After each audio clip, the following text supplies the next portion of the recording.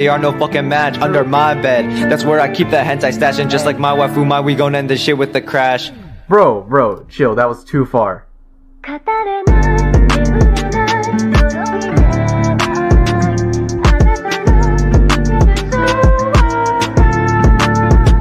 तो एपिसोड के स्टार्ट में देखते हैं जहाँ पे हमें पास्ट दिखाया जाता है, जहाँ पे जो काइडे रहती है वो सोती है, लेकिन जिसका साकुटो आके बोलता है कि यार उठ जाओ। तो उसके बाद जो काइडे रहती है वो बोलती है कि आप कौन हैं। तो उसके बाद साकुटो बोलता है कि तुम मुझे नहीं पहचान रही, मैं तुम्हारा भाई हूँ। तो काइडे बोलती है कि मैं तुम्हें नहीं जानती हूँ। और काइडे को कुछ समझ में नहीं आते आखिर हो क्या रहा है। तो उसे हॉस्पिटल में लेके जाया जाता है तो पता चलता है कि उसे एक सीरियस बीमारी हो चुकी है, क्योंकि उसके साथ काफ़ी ज़्यादा बुली किया जाता था एंड वो अपने आप पे बहुत ज़्यादा प्रेशर लेने लगी थी। इसके वजह से उसके जो दिमाग की जो सारी मेमोरीज थी वो गायब हो चुकी है। ऐसा डॉक्टर भी वो कि काइडे काफ़ी ज़्यादा अपने दिमाग पे प्रेशर ले रही थी, शायद उसके वजह से उसका जो दिमाग है उसे हैंडल नहीं कर पाया एंड वो सारी मेमोरीज को लॉस्ट कर कि बस आप ही हो जो मुझे समझ पाते हो। तो उसके बाद देखते हैं साकुटो बोलता है कि तुम्हें घबराने की जरूरत नहीं है, सब ठीक हो जाएगा। जो काइडे के मुंह पे कुछ अलग तरीके का ब्लैक तरीके का कुछ होता है, जो उसके बाद हमें दिखाया जाता है जो साकुटो है वो अपने घर जाता है एंड उसकी मॉम थोड़ी सी मेंटल में चल जाती हैं। ऑफ कोर्स अपनी बेटी को ऐसे देखने के बाद वो थोड़ा सा अजीब बिहेव करती हैं। वो बोलती हैं कि काइडे तुम ठीक हो जाओगी, काइडे तुम ठीक हो जाओगी, ऐसे वो अपने आप में बड़बड़ाती हैं। एंड तभी जो साकुटो है यार वो सोता है एंड उसके सीने से अचानक से खून निकलने लगता है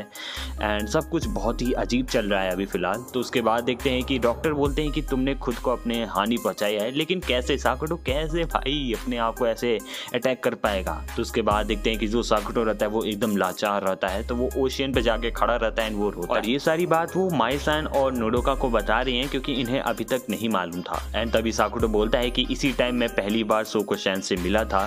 सोको-शन ने मुझसे बोला था कि तुम काफी ज्यादा उदास लग रहे हो और जो तुम देख रहे हो उसकी दूरी है वो 4 किलोमीटर की है। तो उसके बाद साकुटो बोलता है तुम्हें मेरे से काम क्या है। तो उसके बाद वो बोलती है कि तुम बहुत ज्यादा मायूस लग रहे हो। तो उसके बाद साकुटो बोलता है कोई मेरे ऊपर विश्वास नहीं कर रहा। तो उसके बाद जो साकुटो रहता है वो सारी बात अपनी बता देता है सोको-शन को एंड सोको-शन उसके ऊपर विश्वास करती है। एंड साकुटो बोलता है कि यार कोई भी मेरी बातों को विश्वास नहीं कर रहा है, मैं भी नहीं कर रहा हूँ, लेकिन तुम कैसे कर रही हो। तो उसके बाद सोको-शन बोलती है कि मैं सब पे विश्वास करती हूँ। एंड उसके बाद वो बोल रहे हैं कि तुमने सच में बहुत अच्छा किया, तुम एक अच्छे भाई हो, अभी भी तुम्हारे पास वक्त है, तुम चाहो तो अपनी बहन का अच्छे से ख्याल रख सकते हो। तो उसके बाद साकुटो बोलता है क्या मैं ऐसे कर पाऊंगा। तो सोको-शन बोलती है कि मैं अपनी ज़िंदगी को बहुत ही अच्छे तरीके से जी रही हूँ। एंड उसके बाद साकुटो बोलता है कि क्या मैं तुम्हारे जैसी ज़िंदगी को जी पाऊंगा एंड वो काफ़ी रोता भी है। तो उसके बाद जो सोको-शन रहती है वो बोलती है अपनी लाइफ को एकदम आराम से जीना चाहिए एंड सबका ख्याल रखना चाहिए। एंड उसके बाद वो बोलती है कि तुम मेरे जैसे लाइफ तो बहुत आराम से जी पाओगे। एंड उसके बाद साकुटो बोलता है सच में। एंड फिर अगले सीन में हमें दिखाया जाता है जो काइडे रहता है वो अपनी बहन को एक डायरी देता है जिसमें वो बोलता है कि ये लो, इसमें तुम अपना नाम लिख लो और उसके बाद तुम्हारे दिन में जो भी कुछ हो तुम इसमें लिख सकती हो। तो उसके बाद जो काइडे रहती है बोलती है आपका बहुत बहुत शुक्रिया भैया। एंड उसके बाद वो बोलती है कि आप सच में मेरी फीलिंग्स को समझ पाते हो।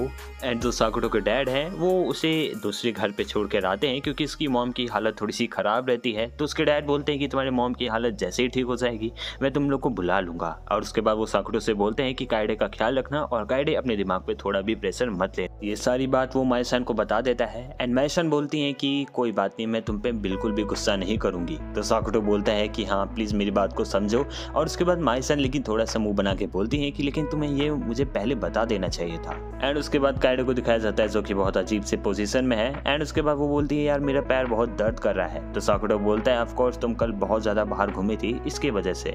एंड काइडे के गले पे फिर से कुछ काला काला हो रहा है। एंड उसके बाद देखते हैं कि यार वो लोग स्कूल में लंच करते हैं माई-सान एंड साकुटो। एंड माई-सान बोलती है कि तुम्हें मेरी कोई हेल्प चाहिए होगी तो बोलना। तो साकुटो बोलता है कि नहीं मैं आपके लिए कुछ हेल्प कर सकता हूँ। तो माई-सान बोलती है कि मैं काइडे को लेकर बोल रही हूँ। फिर अगले सीन में दिखाया जाता है जो साकुटो है अपने घर आता है एंड काइडे अपने आप को तैयार करती है कि उसे आज स्कूल जाना है। एंड उसके बाद काइडे पूछती है कि आखिर वो लड़की कौन थी कल बीच पे। एंड उसके बाद साकुटो बताता है कि वो तुम्हारी बचपन की बहुत अच्छी दोस्त है। तो उसके बाद काइडे बोलती है अच्छा ऐसी बात है। तो उसके बाद साकुटो बोलता है कि वेल उसने एक डायरी दी है जो कि तुम और वो मिलकर पहले बचपन में पढ़ा करते थे। तो उसके बाद देखते हैं साकुटो उस डायरी को दे देता है एंड जो अपनी काइडे है उसे पढ़ती है और उसमें एक वर्ड लिखा कोमी-चैन। एंड उसके बाद उसको पढ़ने के बाद उसके आंख से आंसू गिरता है एंड उसके बाद जो काइडे रहती है वो फेंट हो जाती है। डॉक्टर बोलता है कि जो काइडे की 2 साल के बाद की जो पुरानी मेमोरीज थी वो वापस आ सकती हैं, लेकिन ये जो फिलहाल की स्टार्टिंग अभी फिलहाल की जो 2 साल की मेमोरी है वो चली जाएगी, मतलब पुरानी काइडे वापस आ जाएगी और ये जो अपनी प्यारी काइडे है वो चली जाएगी। ऐसा ही सीन है। एंड उसके बाद साकुटो पूछता है अपनी बहन से कि तुम काइडे न हो, तो काइडे बोलती है ऑफ कोर्स भैया मैं ही हूँ। तो उसके बाद साकुटो बोलते हैं कि चलो हम कल चलेंगे स्कूल पे। एंड माई-सान को भी काफ़ी ज़्यादा चिंता हो रही है एंड वो साकुटो को फ़ोन करते हैं। एंड उसके बाद साकुटो फाइनली फ़ोन उठा लेता है एंड वो बोलता है कि माई-सान शायद काइडे की वापस मेमोरीज आ सकती हैं, लेकिन ये जो मेमोरीज चल रही हैं वो चली जाएँ। एंड उसके बाद साकुटो बोलता है लगता है उसको आपसे फिर से मिलाना पड़ेगा। एंड माई-सान बोलती हैं कि सुनो साकुटो, तुम हिम्मत से काम लो, तुम्हें डरने की ज़रूरत नहीं है। एंड उसके बाद जो काइडे रहती है वो ये सब सुन चुकी। एंड उसके बाद काइडे को डिस्चार्ज कर दिया जाता है क्योंकि उसे कोई बड़ी प्रॉब्लम नहीं रहती है। तो उसके बाद साकुटो बोलता है चलो मैं तुम्हें पुडिंग खिलाता हूँ। तो काइडे बोलती है कि भैया मुझे फिर से स्कूल जाने का मन कर रहा है। तो साकुटो बोलता है तुम श्योर हो ना? तो उसके बाद काइडे बोलती है हाँ। तो उसके बाद वो बोलता है चलो तो मैं तुम्हारी बात मैं डैड से करता हूँ। तो उसके बाद साकुटो बात करता है डैड से एंड उसके बाद वो बोलता है कि काइडे फिर से स्कूल जाना चाहती है। तो फिर क्या यार, उसके डैड बोलते हैं कि ठीक है मैं देखता हूँ किसी स्कूल में अगर एडमिशन ओपन है तो मैं उसमें जाकर बात करता हूँ काइडे के लिए। तो उसके बाद साकुटो बोलते हैं हाँ। तो उसके डैड बोलते हैं वेल मुझे तुम उस लड़की से मिलवाना जिससे तुम डेट कर रहे हो। तो उसके बाद साकुटो बोलता है हाँ मिलवाएंगे हम। एंड फिर अगले सीन में हमें माई-सान को दिखाया जाता है क्योंकि माई-सान को भी और बहुत सारी शूटिंग पे काम करना है तो वो थोड़ी सी अभी बिजी रहेंगी। तो उसके बाद वो बोलते हैं कि मैं कुछ दिन के लिए बाहर जा रही हूँ तो तुम अपना ख्याल रखना साकुटो। तो साकुटो बोलता है मेरी चिंता करने की ज़रूरत नहीं है। एंड माई-सान बोलती है कि पढ़ाई पर भी ज़रूर से ध्यान देना। एंड यही बोलते हुए वो वहां से चली जाती हैं। एंड नोडोका बोलती है कि क्या तुम्हें अपनी बहन की चिंता हो रही है? तो साकुटो बोलता है ऑफ कोर्स मुझे हो रही है क्योंकि वो मेरे सामने से बड़ी हुई है तो मुझे उसकी चिंता होती है। एंड नोडोका को ये बात सुनने के बाद काफी रिग्रेट सी लगती है कि आखिर उसने ऐसा क्वेश्चन क्यों किया। एंड वो बार बार सॉरी बोलती है। एंड फिर अगले सीन में हमें दिखाया जाता है एक स्कूल की टीचर आती हैं जो कि काइडे से बात करने आई एडमिशन को लेकर। एंड वो काफी अच्छे तरीके से उससे बात करती हैं। वो बोलती हैं कि तुम जहाँ पर जाओगे वहाँ पे बहुत सारे और भी बच्चे रहेंगे जो कि बहुत ही अच्छे हैं नेचर में एंड वो काफ़ी मेहनत करते हैं। तो उसके बाद वो बोलती हैं अगर तुम मेहनत करोगी तो तुम्हें अच्छा रिजल्ट ज़रूर मिलेगा। तो उसके बाद जो काइडे रहती है उसके अंदर काफ़ी ज़्यादा पंप अप मतलब काफ़ी ज़्यादा एनर्जी आ जाती है। वो बोलती है कि हाँ मैं वापस से स्कूल ज़रूर जाऊँगी। तो उसके बाद जो साकुटो रहता है वो काफ़ी खुश हो जाता है। एंड फिर देखते हैं कि यार वो लोग फाइनली स्कूल के लिए निकलते हैं। एंड उसके बाद जो काइडे रहती है वो थोड़ी सी घबरा जाती है क्योंकि वहाँ पे सामने 2 लड़कियां बात करती हैं। उसे लगता है कि कोई उसके बारे में बात कर रहा है, लेकिन साकुटो उससे बोलता है कि तुम्हें चिंता करने की ज़रूरत नहीं है, वो तुम्हारे बारे में बात नहीं कर रहे हैं। एंड उसके बाद काइडे बोलती हैं कि मुझे तो अभी से बहुत डर लग रहा है, पता नहीं मेरे स्कूल में क्या होगा। तो साकुटो बोलता है देखो इतनी घबराने की ज़रूरत नहीं है।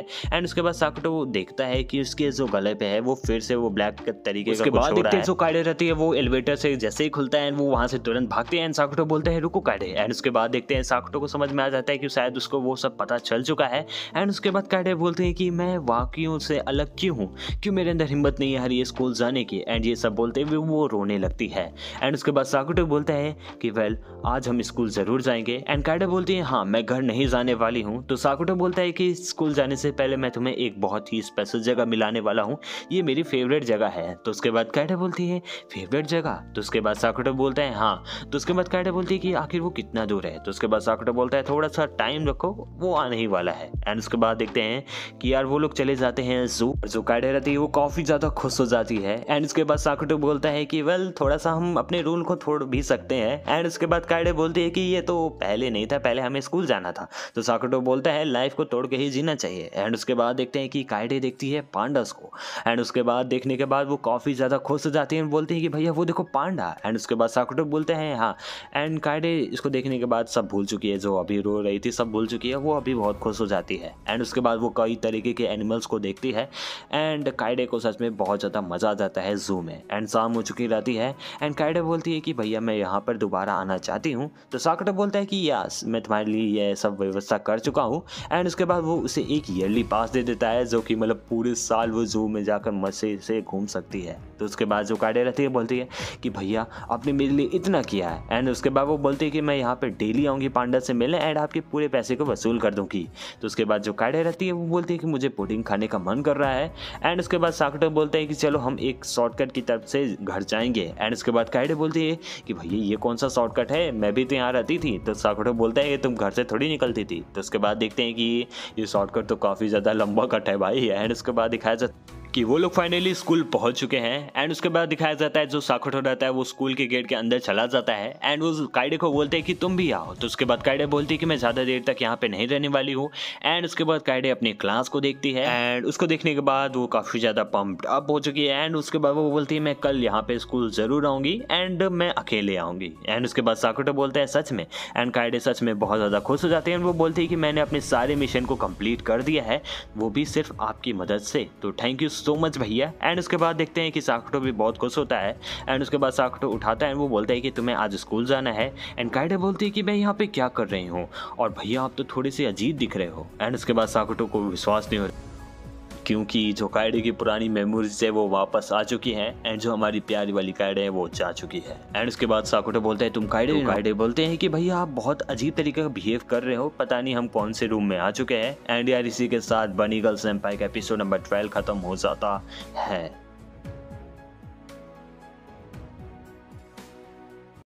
君の虜に